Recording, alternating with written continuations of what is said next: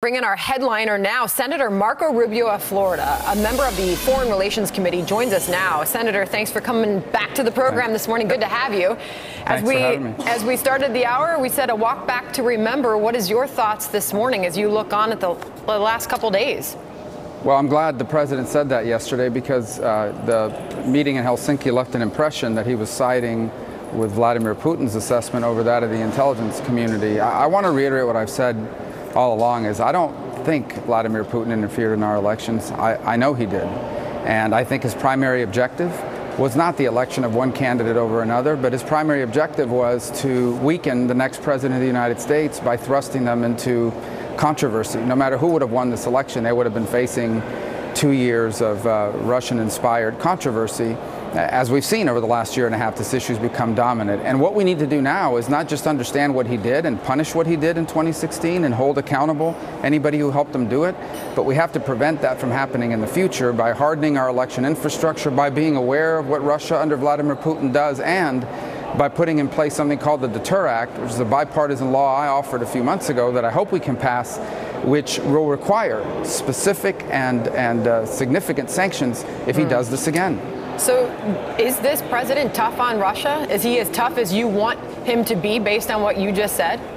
Well, as I said, I wish what he said yesterday would have been said in Helsinki, because it would never have had this sort of notion that he was siding with Putin against the U.S. intelligence community.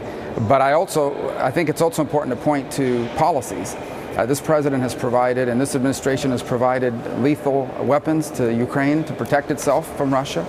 They've imposed sanctions that in many cases go beyond what Congress had asked for. So the actions have been strong. Obviously, you know, I'm a strong supporter of NATO. I think that's something that we need to recommit ourselves to. But in some instances, this administration's policies have been stronger than the previous administration when it comes to Russia and more forward-leaning. Tucker Carlson had an interview that aired last night. I just want to play a little soundbite, because there was this whole question about are they an enemy, are they a foe, are they an adversary? Are they a competitor? All that built up to Helsinki. Here's how he explained it last night. Getting along with Russia, and not only for that reason, that's a good thing, not a bad thing. Are they our chief adversary, would you say? Well, they're strong military, but their economy is much smaller, as you know, than China. And I don't want to even use the word adversary. We can all work together. We can do great. Everybody can do well, and we can live in peace. I know you got some reaction on that, but just fold that into the tweet from earlier today. Some people hate the fact he writes that I got along well with President Putin of Russia. They would rather go to war than see this as called Trump derangement syndrome. How much of that is a part of this debate and argument we're having now 2 days later?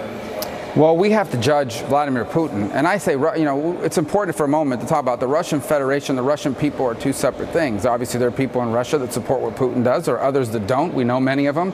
A lot of them wind up dead, by the way. A lot of Vladimir Putin's enemies wind up dead, as Mr. Wallace pointed out in his interview a couple of days ago, which was a remarkable interview.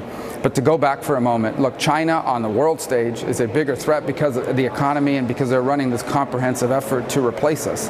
But Russia's a significant adversary under Vladimir Putin because that's what Vladimir Putin has chosen. There's nothing wrong with wanting a better relationship with Russia. I think that would be ideal. The problem is that the price for a better relationship cannot be to overlook and or allow Vladimir Putin to continue his hostilities against the United States. Here was my impression in Finland. I think the people in the room were wanting and expecting a certain reaction. It was almost as if they were looking for a tear down this wall moment.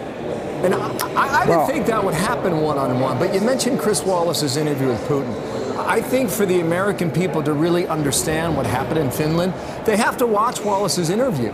And if you listen to Putin's words when he denies the dossier, when he denies the spying, it's hard to get a yes-no answer out of Putin. You would agree with that. Everything he answers is this circular sort of nuanced response.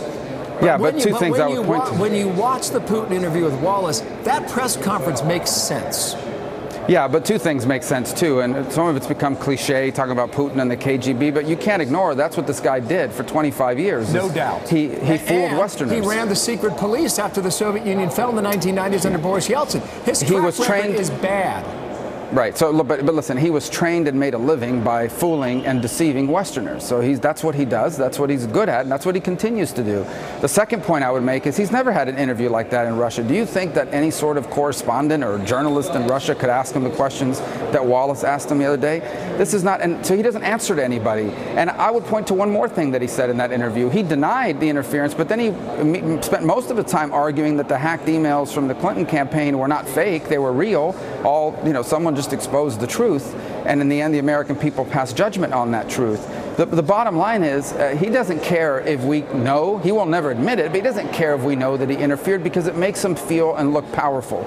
It makes him feel and look like a world leader on par with the president, on par with the United States, which is his overriding goal here, is to reposition Russia as a global power on par with the United States. He can't do that economically. Isn't it also important, Senator, to look back and give some perspective of President Trump's predecessors and their handling of Russia and its leaders? And you look back at that moment, President Barack Obama sitting down with outgoing Russian President Medvedev, and what he told him he would be able to do post-election. Here is that moment, and bring this into the conversation. My last election, yeah. After my election, I have more flexibility. Yeah, I understand. I transmit this information to Vladimir. And of course, that was the president saying, this is my last election. After my election, I have more flexibility, to Medvedev. Yeah, I remember that moment well, and I criticized it heavily. And so when the President Trump says there's been mistakes made by U.S. policymakers with Russia, he's right. But the mistakes that have been made is thinking that we could somehow get a better agreement, not fully understanding who Vladimir Putin truly was. And I fear that that's the potential that we could, I don't think that's where we're headed, but we could, if we continue under this idea that if we're just nice to Vladimir Putin and if we try to get along with him personally, that somehow everything else will work out. Bottom line is, he is not interested in a win-win relationship with the U.S.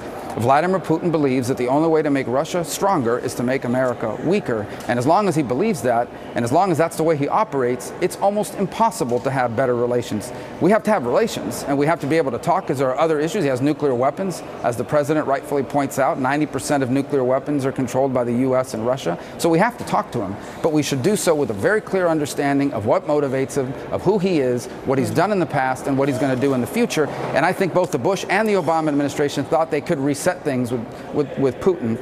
And I just don't want this administration to make the same mistake. Well, you've got a colleague, Jeanne Shaheen, in the Senate, who wants to take the U.S. interpreter from the one-on-one meeting on Monday and have this person testify in front of your committee. I'm calling for a hearing, she writes, with the U.S. interpreter who was present during President Trump's meeting with Putin to uncover what they discussed privately. This interpreter can help determine what POTUS shared, promised Putin on our behalf. Would you support that? Would that be enlightening? Well, look, I would love to know what they discussed privately. Wouldn't we all, of course? And we're going to see what it was ultimately by the policy proposals that emerge. The practical problems with that is, number one, they'd assert privilege. That's the first thing. And I think they would be able to do that. And the second is, if you did that, then no one would ever serve as an interpreter in the future. And so I want to know what was said. I think we're going to learn more about that. I think the administration owes us an answer on that. I really do. Especially people like those on the Intelligence Committee like I am, or on Foreign Relations. We need to know if any agreements have been made, but I don't think bringing in the interpreter is the right way to get the answer. We'll see if it happens. Go ahead. Senator, Newt Gingrich, for example, one of the president's longtime, staunchest supporters, said that this press conference was, quote, the most serious mistake of President Trump's presidency. I just wonder, you've already given us your take on the clarification and the comments that he made in Helsinki. Well, what are the implications of this moment for your party? Well, I don't know about for the party. I haven't analyzed it politically. I think when it comes to issues of national security and foreign policy, those things should, as to the extent possible, be above our politics. I would analyze it in terms of, I think that was not a good moment for the administration. I think that's one of the things that contributed to what you saw yesterday. I think it's important that the President of the United States be strong and firm in support of the U.S. intelligence community. And I think it's important that our public policies be built on reality, not wishful thinking. And the reality is Vladimir Putin believes that the only way he can be strong is by making us weak. And I don't care what he says in a private meeting or what he says publicly, that's the way he has behaved. And the last point I would make is Vladimir Putin, in his time in power, has never walked away from an opportunity to exploit weakness. And anything that shows him weakness is an invitation to aggression, be it interfering in elections, in Syria, in Ukraine, or anywhere else. That's and why that we should always keep in mind. Pushback is so important with this guy. It's the only thing he reads here. Is that right? You're right about that. And this DETER Act to amp up sanctions yet again could have an impact. Now, did you hear President Obama yesterday? He was in South Africa, 100th anniversary of President Mandela's birthday.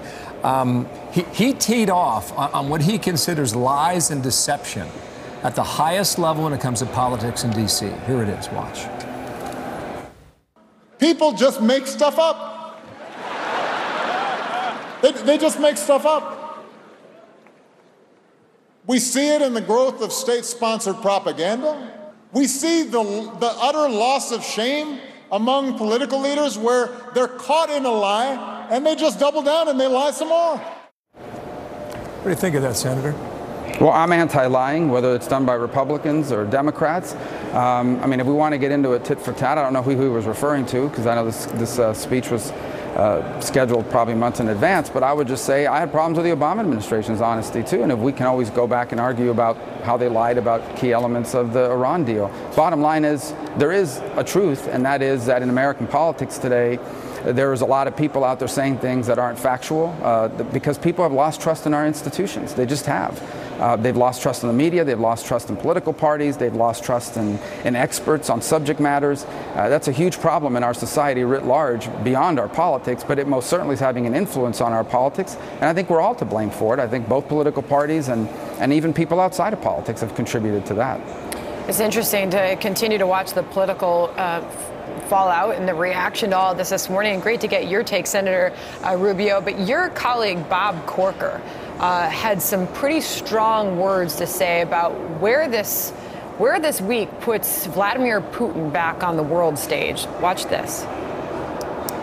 What happened at this press conference gave an indication that all of a sudden we were approving of his actions. We were putting him back on the world stage with our approval.